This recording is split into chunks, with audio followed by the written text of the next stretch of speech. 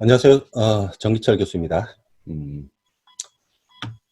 지난 시간에 키워드와 빌트인 펑션에 대한 차이점을 설명을 드렸습니다. 이걸 정확히 알고 계시면 별 문제가 없는데 많은 경우에 문제가 발생할 소지가 있습니다. 그 예제를 오늘 한번 설명을 드려야 될 것 같아서 다시 추가 영상을 찍게 되었습니다. 지난번에도 잔소리를 했지만 제가 잔소리를 요즘 많이 하는데, 프로그래밍 하려면 어떻게 공부하면 되냐, 프로그래밍은 어떻게 공부하면 되냐라고 질문을 많이 합니다. 저는 프로그래밍은 엉덩이로 한다라고 말합니다. 여러분이 초등학생 또는 유치원생부터 영어를 공부하기 위해 투자한 시간이 얼마나 되십니까? 그런데 컴퓨터 프로그래밍은 그보다 훨씬 문법이 단순합니다. 그래서 여러분이 영어를 배우기 위해 투자한 시간의 100분의 1 정도만 투자하시면 저는 누구나 프로그래밍을 배울 수 있다고 확신합니다. 여기는 이제 잔소리고요. RA 코드에서 오류를 찾아주셔야 합니다. 일단 이 영상에서는 끝부분에 설명을 드릴 텐데 앞부분에서 오류를 스스로 한번 찾아보셨으면 좋겠습니다.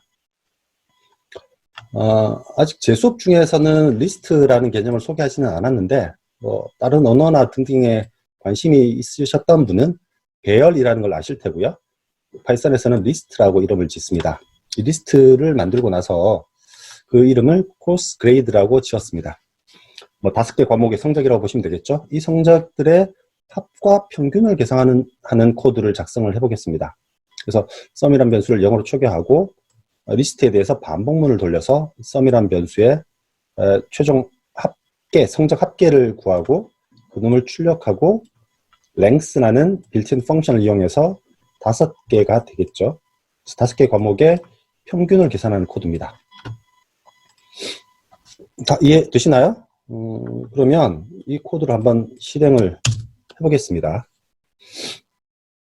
실행을 하면 대충 보면 평균이 한 93점대 보이죠? 맞을 겁니다. 성적이 평균이 정확히 나왔습니다.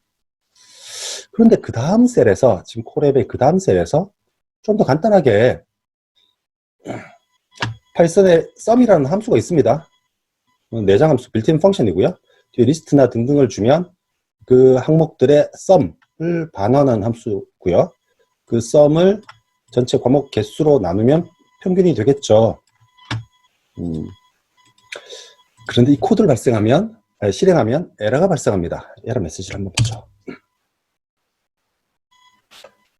에러 메시지가 쭉 나옵니다.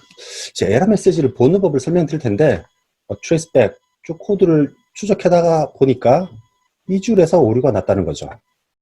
2줄에서 오류가 났으니까 2줄은 실행도 못했습니다. 그렇죠? 실행도 못했습니다. 근데 오류의 경우가 타입이 잘못됐다네요. 여기 말하는 타입은 데이터 타입을 말하는 것 같습니다. 그런데 int 오브젝트, 모든 데이터는 파이썬에서는 모든 데이터는 객체라고 했죠. 오브젝트입니다. 근데 int 객체가 콜 할 수 없다네요. 콜 한다라고 하면 떠오르는 단어가 뭐가 있으세요? 함수. 예, 함수입니다. 그 말은 함수를 호출한 모양은 프린트라는 함수가 있고 썸이라는 함수가 있는데, 당연히 썸이라는 함수를 먼저 호출하고 그 다음에 그 결과를 프린트라는 함수가 호출되는 거겠죠. 그래서 이 썸이라는 함수 호출이 잘못된 것 같아요. 왜 잘못됐다고 하죠? 그런데 이 코드는 썸을 함수라고 보지 않고 int 오브젝트라고 보는 겁니다. 왜요? 위에 셀에서 썸을 int 객체로 사용을 하고 있거든요. 지난번에 설명드렸죠. 빌트인 펑션은 키워드가 다르게 사용자가 재정의할 수 있다. 그래서 썸이라는 빌트인 펑션이 있음에도 불구하고 생각 없이 변수의 이름으로 사용해 버렸으니까 이제부터는 썸이라는 빌트인 펑션은 없어진 겁니다. 없어지고 여기서는 썸이라는 이게 빌트인 펑션으로 동작하는 게 아니고 썸이라는 int 객체로 생각되는 거죠. int 객체가 되어버립니다. 그래서 제가 중요하다는 겁니다. 키워드는 재정의할 수 없으니까 당연히 이런 오류가 발생하지 않는데 빌트인 펑션은 재정의가 가능하니까 주의 깊게 사용하지 않으면 오류가 발생할 수 있다는 겁니다. 그래서 지난번에 설명드린 것처럼 스테이트먼트와 익스프레션의 차이점, 파이썬의 키워드와 빌트인 펑션의 차이점, 그리고 각각의 종류 전체를 눈으로 한번 봐두시는 게 많이 도움이 됩니다. 제가 계속 이렇게 뭔가 정의를 정확한 개념을 알고 계시는 걸 계속 강조를 하는데 그래야만 나중에 실수가 발생했을 때 쉽게 찾을 수 있습니다. 예, 오늘 여기까지 하고요. 다음 시간까지 안녕.